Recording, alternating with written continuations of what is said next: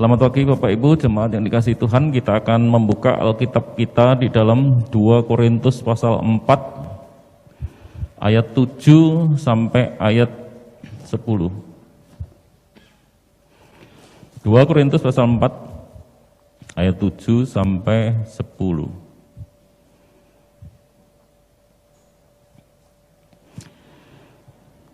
Kita baca bersama-sama 1, 2, 3 ya, 4 ayat. Ya, 2 Korintus 4 ayat 7 sampai 10. 1, 2, 3. Tetapi harta ini kami punyai dalam bejana tanah liat, supaya nyata bahwa kekuatan yang melimpah-limpah itu berasal dari Allah, bukan dari diri kami. Dalam segala hal kami ditindas, namun tidak terjepit. Kami habis akal, namun tidak putus asa. Kami dianiaya, namun tidak ditinggalkan sendirian. Kami dihempaskan, namun tidak binasa. Kami senantiasa membawa kematian Yesus dalam tubuh kami, supaya kehidupan Yesus juga menjadi nyata di dalam tubuh kami. Nah, ayat kuncinya adalah ayat 10 ya. Sesungguhnya kalau hidup berpusat pada Kristus, pada salib Kristus, kami senantiasa membawa kematian Yesus dalam tubuh kami, supaya kehidupan Yesus juga menjadi nyata ya, di dalam tubuh kami. Seorang penulis Kristen yang terkenal bernama C.S. Lewis, mungkin saudara sudah sering mendengar nama ini karena memang orang terkenal, penulis terkenal. Dia menulis demikian, saudara, memang sulit bagi telur untuk berubah menjadi burung. Saat ini kita menjadi seperti telur. Kita tidak dapat terus-menerus sekedar menjadi telur yang biasa dan baik-baik saja. Kita harus menetas atau membusuk. Nah, jadi intinya saudara, orang-orang Kristen ini ya harus ada progres. Ke depan itu harus ada kemajuan-kemajuan, ada perubahan-perubahan. Kalau kita ini seperti telur, C.S. Lewis menggambarkan, saudara-saudaraku ya, kita ini terus tetap hanya sebagai telur dan tidak menetas. Kalau telur ayam kalau tidak salah 21 hari ya, 21 hari menetas. Kalau tidak menetas membusuk dia. Nah, oleh karena itu orang Kristen setelah dibaptiskan ya, jangan menjadi orang Kristen yang stagnan. Jadilah orang Kristen yang memiliki kemajuan. Oleh karena itu, saudara-saudaraku, saya tidak dapat memantau kita satu persatu, tetapi kita dapat melihat diri kita masing-masing. Sebetulnya tahun ini saya mengalami kemajuan atau kemunduran. Yang dapat mengetahui Bapak Ibu sendiri ya. Saya tidak tahu, orang lain tidak tahu, dan kita tidak berhak menilai orang lain ya. Saudara sendiri yang minta apakah saya mengalami kemajuan atau kemunduran? Kalau tidak, kita akan mengalami yang disebut C.S. Lewis tadi, pembusukan. Nah, saudara-saudaraku yang dikasihi Tuhan, kehidupan yang nyaman dan aman adalah kehidupan di surga. Ya. Kalau saudara mau melayani Tuhan, kalau saudara mau hidup bagi Tuhan, kalau saudara mau memberitakan Injil, tidak aman itu sudah tidak ada aman-amannya sama sekali zaman sekarang. Mungkin saudara akan dibenci orang, dipeleroki orang, diperenguti orang, dibicarakan orang. Demikian juga ketika saudara melayani, tidak mudah saudara orang melayani. Ya, melayani itu kadang-kadang harus berkorban perasaan, menghadapi kritikan, menghadapi banyak hal. Ya, sehingga banyak orang yang istilahnya cegah ya. Cegah aku melayani Tuhan. Nah, kalau saudara sudah bilang cegah, itu berarti saudara sudah mulai mengalami kemunduran. Dan kemunduran itu identik dengan pembusukan ya. Pembusukan di dalam diri kita. Pembusukan itu tidak harus melakukan kejahatan, saudara. Enggak. Orang-orang Farisi, orang-orang Saduki itu bukan orang-orang yang jahat, saudara. Mereka orang-orang yang bukan pembunuh ya, bukan apa-apa mau ngecukai dan bukan yang lain-lainnya. Ya. Mereka orang-orang yang benar-benar ketat melakukan firman Tuhan. Tetapi Yesus berkata apa? Kamu itu seperti kuburan yang dicat putih. Luarnya bagus tapi dalamnya busuk, bangkai. Nah, jadi saudara-saudaraku, ketika saudara memang memusatkan hidup saya dan saudara pada salib Kristus, pasti saudara tidak akan aman, saudara tidak akan nyaman. Ada resiko-resiko orang memikul salib. Ya. Kalau saudara mendambakan kehidupan yang aman, kehidupan yang nyaman itu di surga.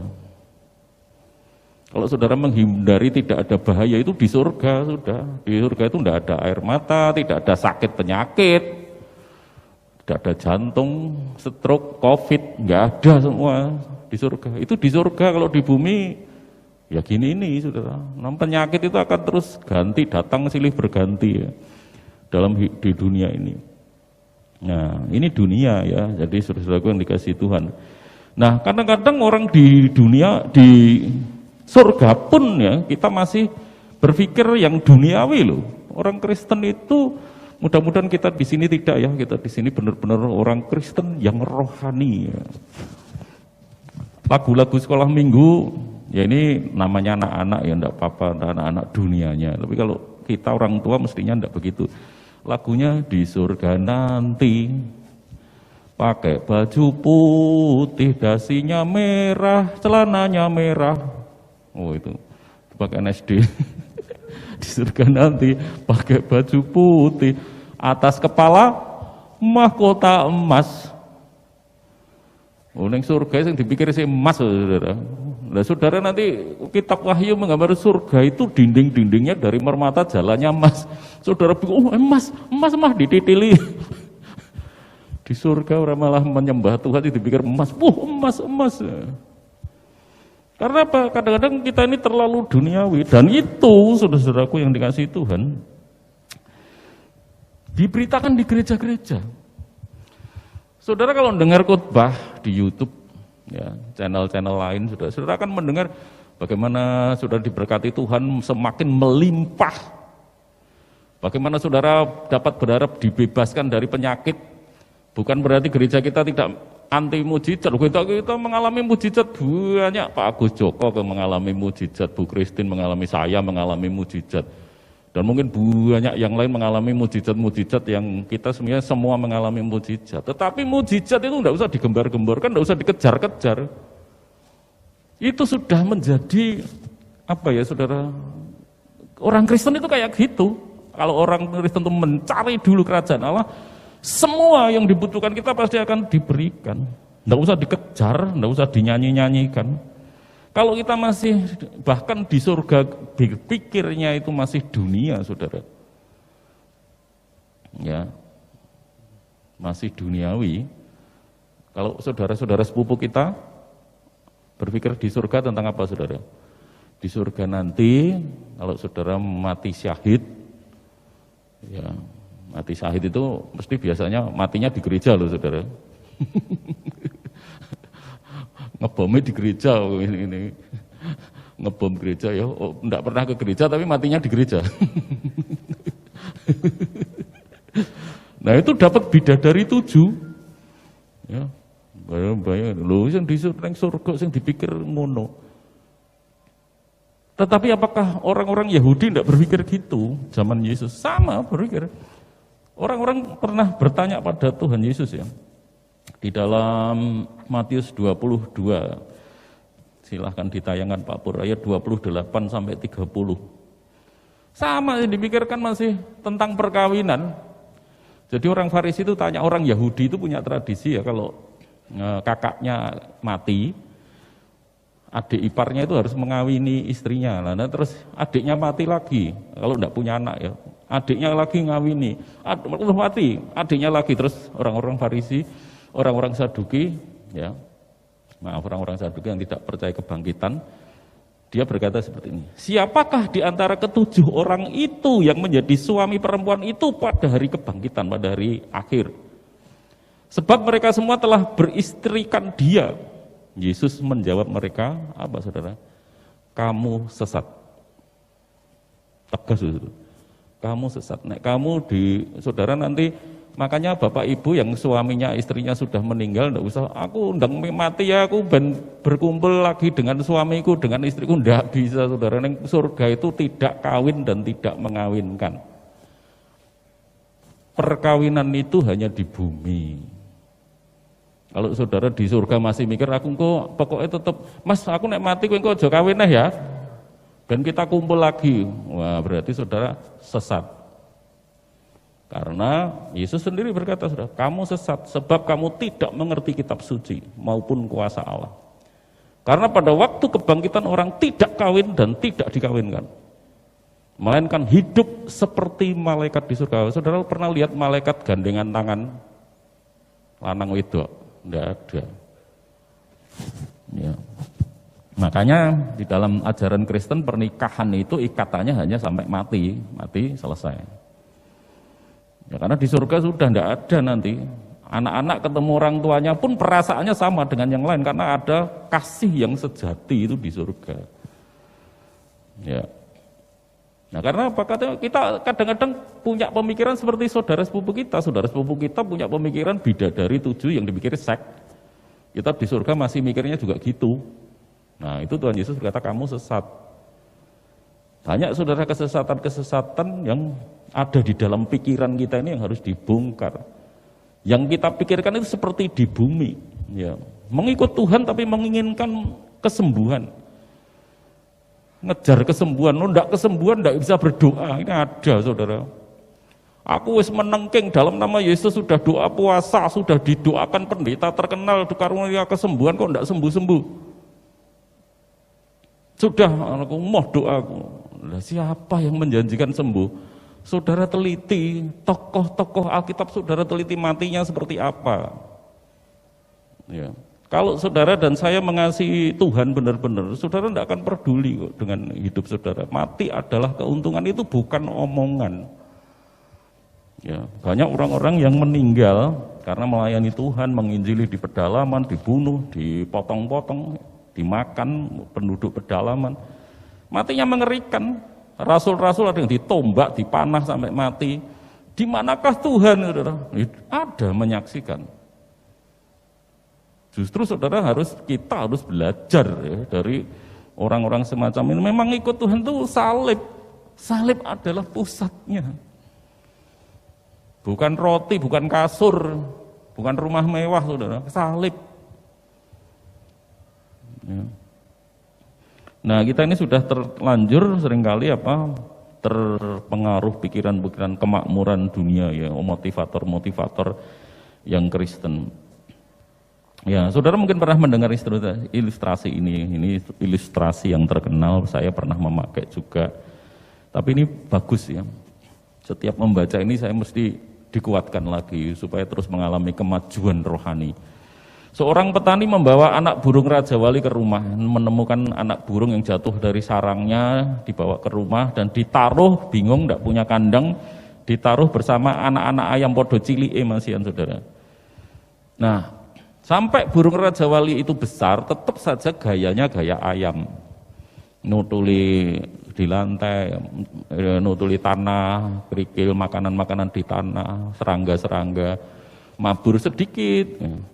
Sampai ketemu seorang ahli, saudara-saudara, yang melihat, loh ini kok burung Raja Wali besar. Nah akhirnya saudara, burung Raja Wali itu coba ditaruh di tangannya, diterbangkan, dia cuma jatuh lagi ke kandang bersama ayam-ayam yang sudah agak besar, yang besar-besar. Karena udah besar ya, burung Raja Walinya. Dibawa naik ke genteng, diterbangkan, jatuh di tanah lagi. Kembali nutuli lagi, saudara-saudara. Karena paradigmanya masih paradigma ayam, otaknya masih otak ayam.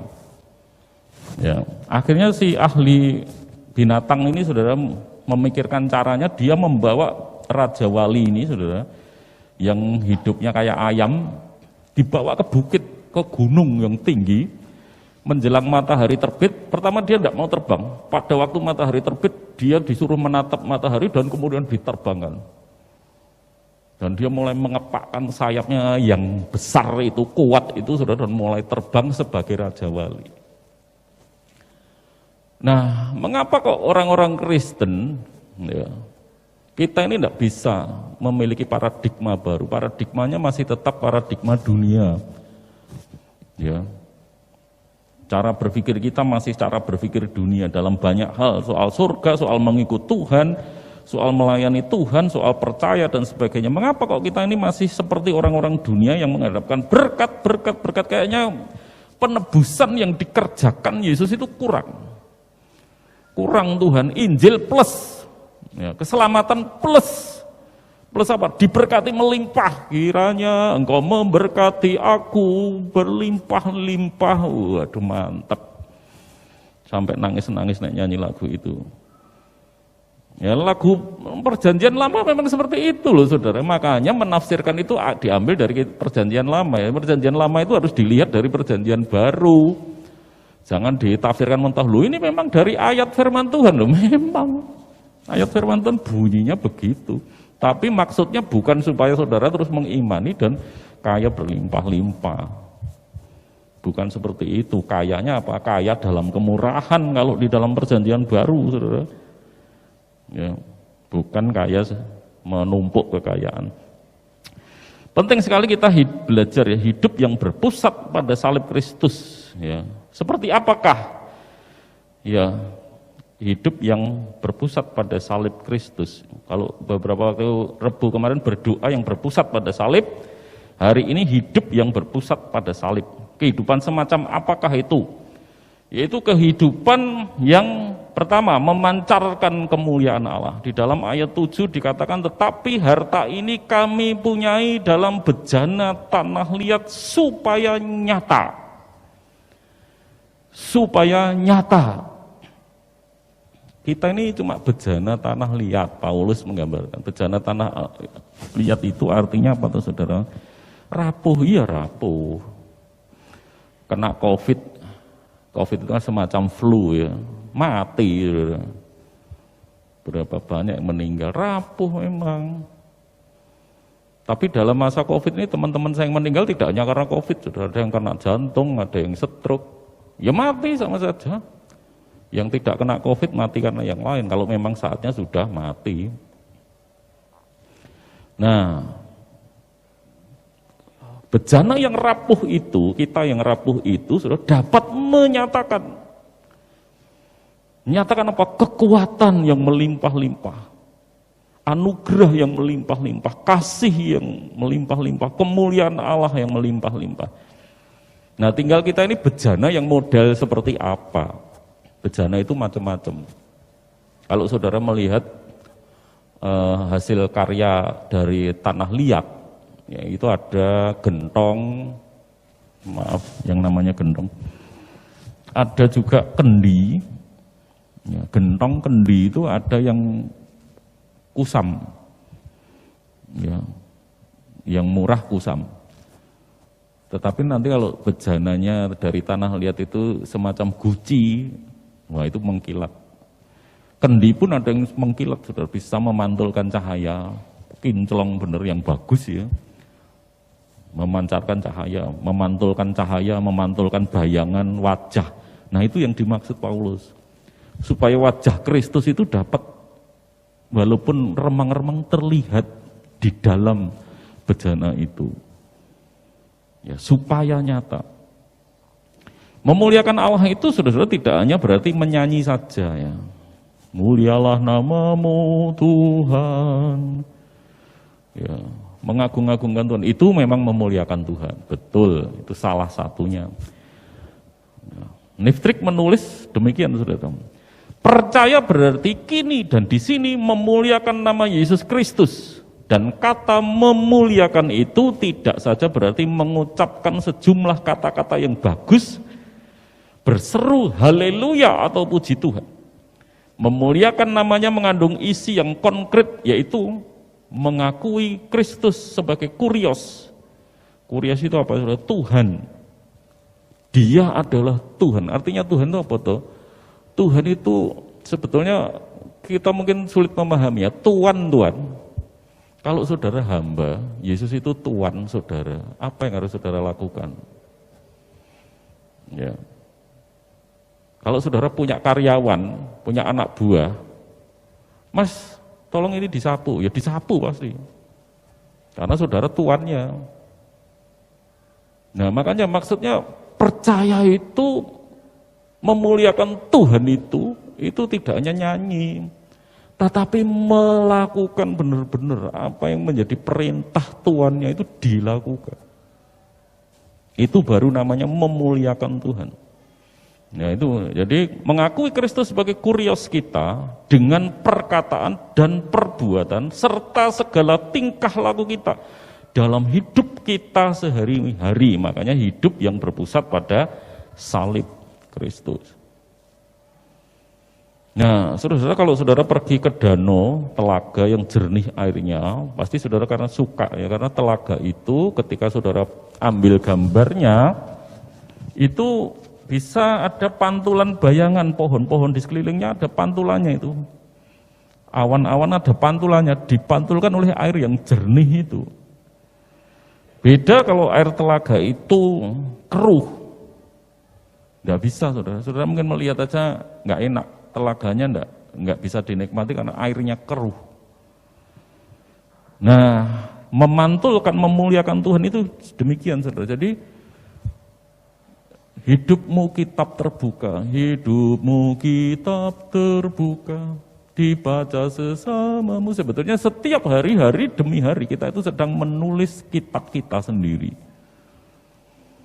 Ya, kita sedang menulis kitab yang akan dibaca oleh orang-orang di sekeliling kita. Ya, apakah semua tulisan-tulisan itu bagus atau tidak?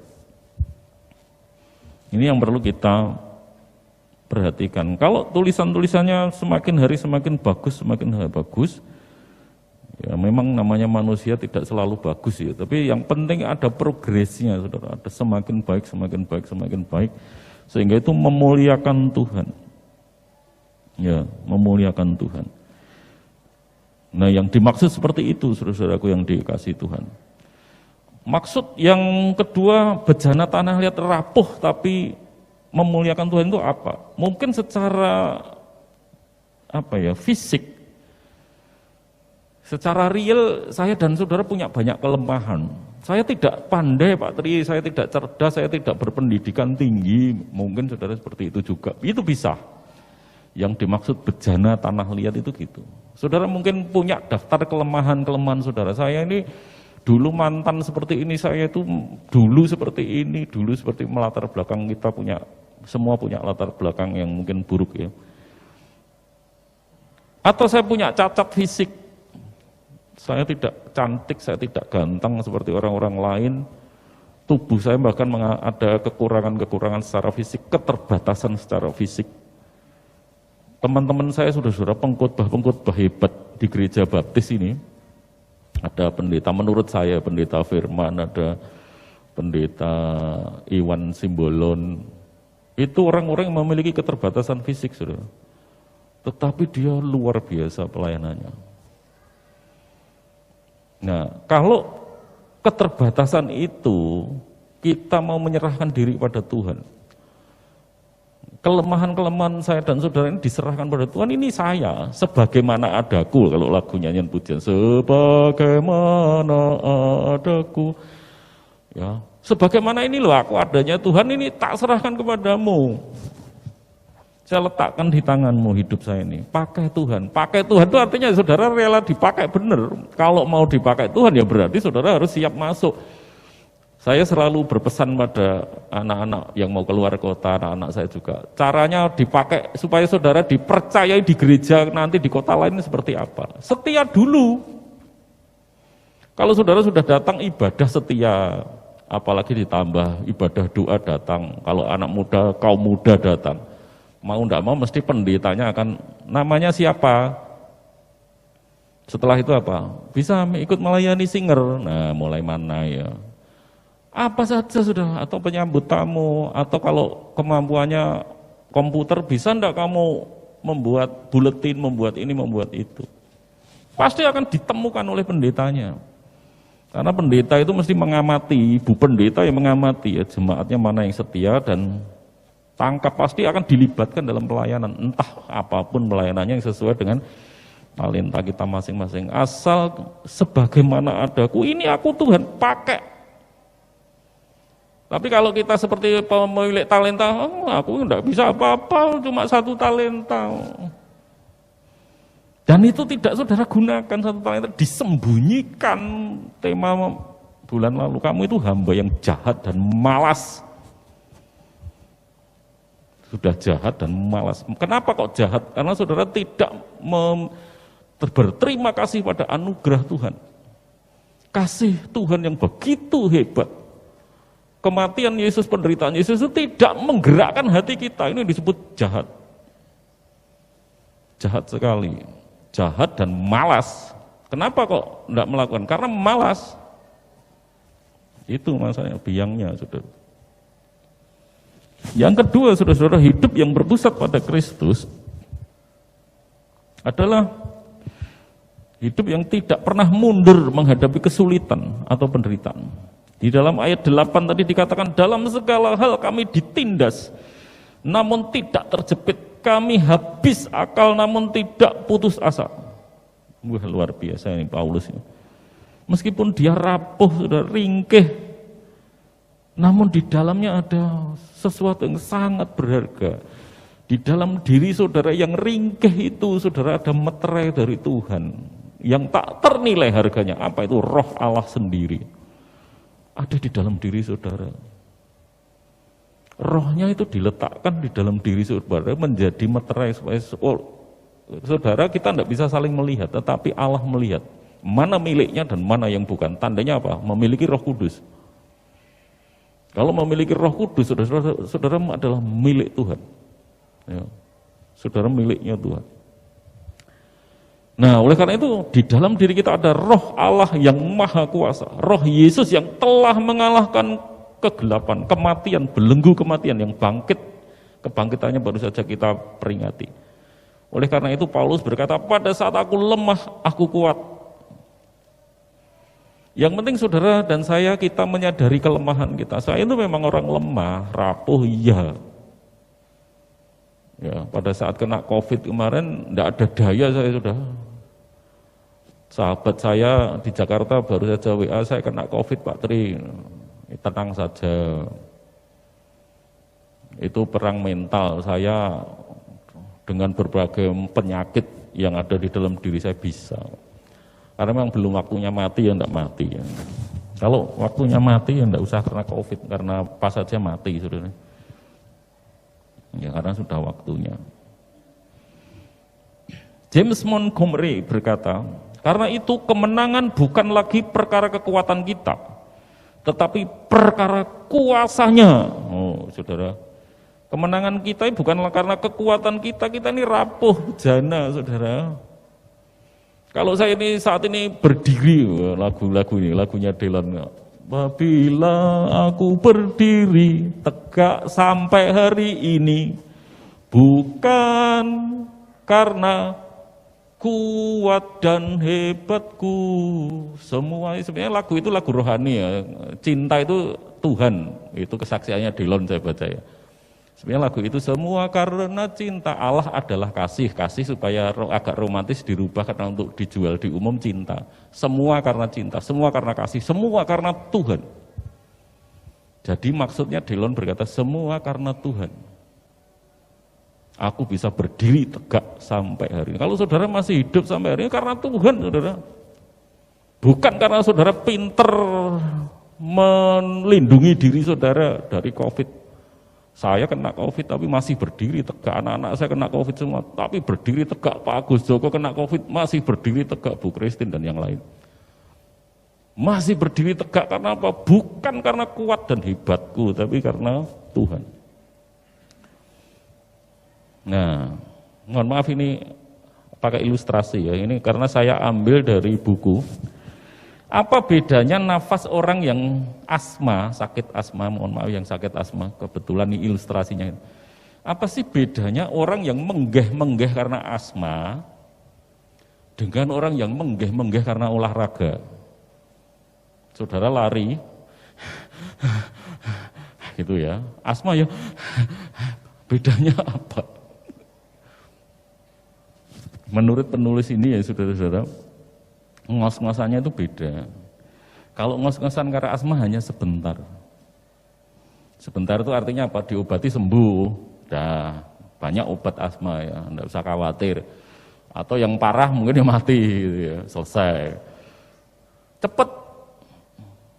Ngos-ngosan karena asma itu cepat. Cepat berubahnya, selesainya. Tetapi kalau ngos-ngosan karena olahraga, itu ngos-ngosan yang panjang. Karena itu akan dilakukan tiap hari. Nah, itulah ngos-ngosan yang karena semangat.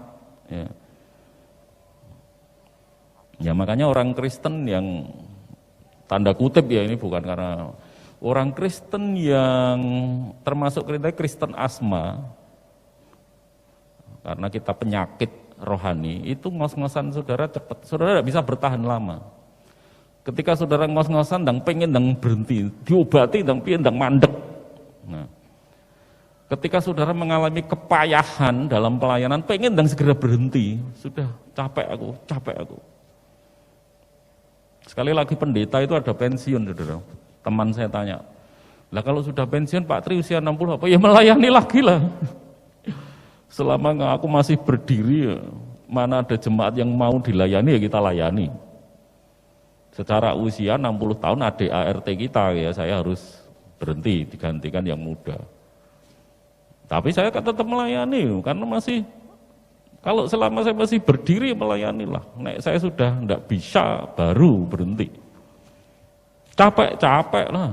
Apalagi kalau pindah ke tempat baru itu saudara, pendeta itu sebenarnya bulan madu biasanya 1 tahun 2 tahun baru itu breng masih.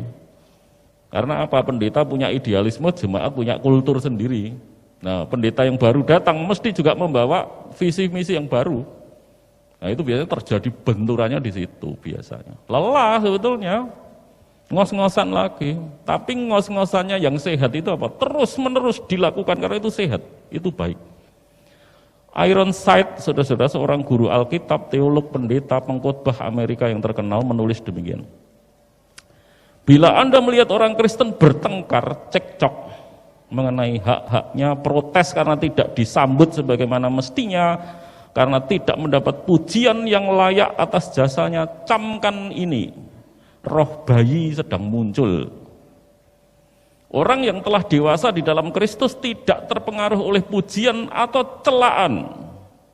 Kiranya Tuhan melepaskan kita dari sifat kekanak-kanaan.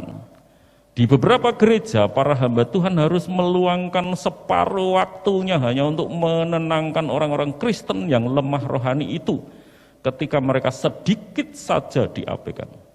Jika Anda hidup bagi Tuhan, orang lain tidak akan dapat meremehkan Anda karena Anda tidak akan peduli.